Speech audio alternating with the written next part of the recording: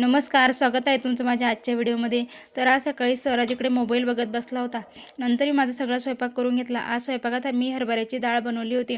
आज छत्रपती शिवाजी महाराजांची जयंती होती म्हणून या मुली इकडे गोड अशा तयार झाल्या होत्या. नंतर मी मनूची अंघोळ घालून तिला झोपी लावून दिले. माझी शेगडी खूप दिवसापासून खराब झालेली होती म्हणून हेही आज घरी होते म्हणून यांच्याकडून आज ती दुरुस्त करून घेतली.